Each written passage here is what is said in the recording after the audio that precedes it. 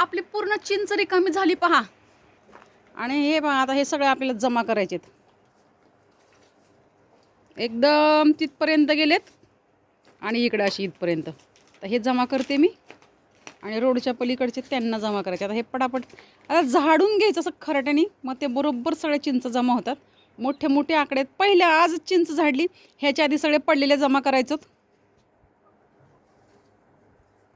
हे पहा एवढ्या चिंच आपल्या झाल्या जमा केलेल्या. आणखीन ह्याच्यामध्ये पण झाकून ठेवलेल्या आहेत चिंच मित्रांनो. पहा मित्रांनो आजचं वातावरण कसं आहे. सकाळचे 8 वाजत आलेले आहेत. आणखीन वाजलेले नाही पण वाजणारच आहे 8. पहा हे वातावरण कसं आहे. मला असं वातावरण फार आवडतं, फार म्हणजे फार.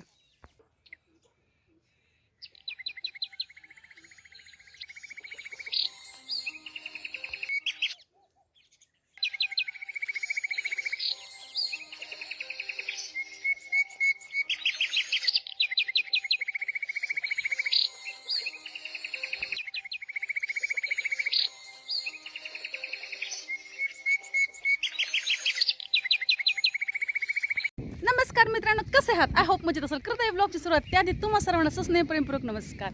तुम्हा सर्वांचं स्वागत आहे मीराताई ब्लॉगमध्ये. आपली मीराताई.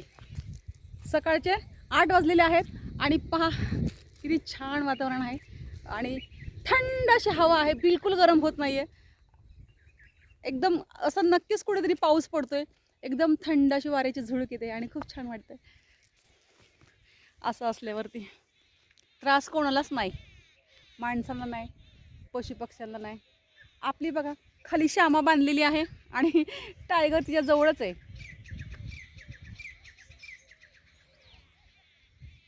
टायगरला काहीतरी आहे बरं का तिकडं, तो तसा नाही तिकडे थांबणार, तिथून हालतच नाही आहे. स्किप न करता व्हिडिओ पाहतात त्याबद्दल तुमचे मनपूर्वक धन्यवाद. स्किप न करता व्हिडिओ पहिल्यांदा माझा व्हिडिओ पाहतात चला तर मग लवकरात लवकर आपल्याच चॅनलला सबस्क्राईब करा, व्हिडिओला लाईक करा, शेअर करा आणि कमेंट करून सांगायला विसरू नका तुम्ही कडून माझे व्हिडिओ पाहताय. उन्हाळे काम वगैरे काही करायचं नाही आहे, थोड्या शेवाया करायच्यात पण त्याला वेळ भेटल्यावर जेव्हा जाऊ तेव्हा.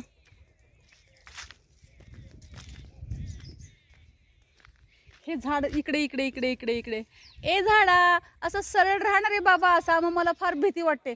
तू असं इकडे येतोस ना तर तुझ्या फांद्याच्या कटबीट करतील, मग मला माझ्या इथे घाव बसतो मग. म्हणून तसा सरळ व्हा ना, कोणाला कट करायलाच नको, सरळ राहणार बाबा. हे बघा कळ्या सगळीकडे फांद्या तोडून तोडून सगळीकडे लावली आहेत. सगळीकडे झाडं पटापट आलेली आहेत तशीच्या तशी.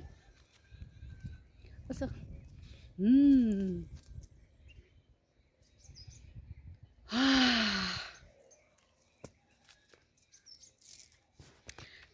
कोणत्या कोणत्या गावच्या यात्रा वगैरे चालू आहेत, सुरू आहेत, काही होणार आहेत. आपल्याला पण आता जायचं आहे यात्रेला, पण आता असं काही सांगता येत नाही, जाईल किंवा नाही जाईल नक्कीच नाही आहे आपलं. पण देवाने बोलवलं तर नक्कीच जाऊ. तुम्हाला मी तेव्हा सांगितलेलं टगर आता ही 2 वर्ष झाली ह्याला. जूनमध्ये होणार आहेत, जून ते जुलैमध्ये 2 वर्ष होणार आहेत ह्याला.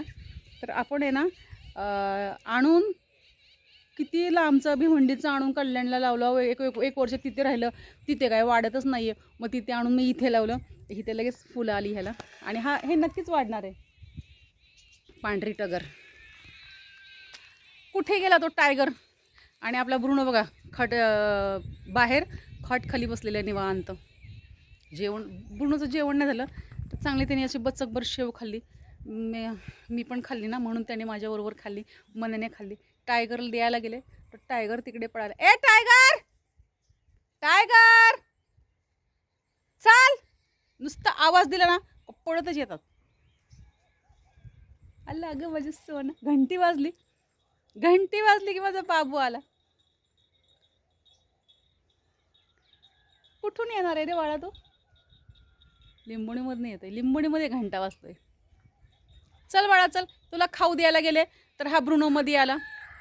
तुम्हाला सांगू टायगरला काही खाऊनच देत नाही ब्रुनो. आला बघा, टायगरला ब्रुनो काही खाऊनच देत नाही मित्रांनो, स्वतः खातो. हा बिचारा बाहेर बसतो, लगेच त्याला गुरकतो तो असा आतमधून. हा पण लगेच शरणागती पत्करतो आणि तो काही खाऊन देत नाही. म्हटलं थांब तुला मी खाऊ आणते, तू का गेला तिकडे? हा का ग बाई, का गेली ग माझी सोनू? बाळ आहे माझं, हे बाळ आहे. का रे बाबू, का गेला तो खाली? चला याला खायला देते काहीतरी. काहीतरी म्हणजे द्यावंच लागणार. काहीतरी म्हणजे ठरलेलंच आहे, तेच देणार आहे. असा उंची उडी मारतो कमरे. ये इकडे ये. अरे बापरे, एवढं झालेलं आहे कमरेपर्यंत. खूप यांच्या भावना खूप मला कळतात प्राण्यांच्या, सगळ्याच प्राण्यांच्या. ज्या व्यक्तीचं प्राण्यांवरती असं प्रेम आहे ना, ती व्यक्ती कधीच वाईट कोणाचं चितत नाही, ती वाईट होऊच शकत नाही. अनुभवाच्या गोष्टी आहेत आणि हे पुस्तकी ज्ञान नाही आहे. आपण असं येऊन बाहेरनं बसलो ना, तर भ्रूण लगेच येतो, बाजूला बसतो आणि ह्याला भ्रूण येऊ देत नाही, ह्याला सुचत नाही, ह्याला जागाच नाही. हा 2-3 वेळा असं बघतो आणि झेप मारतो, डायरेक्ट इकडेच पकडतो असं. मी पण त्याला असं घट्ट पकडून ठेवते असं. आणि असं नाही आपल्या कुत्र्यां मांजरांवरती जीव लावायचा आणि लोकांचे दिसले की दगड खायचं असं नाही.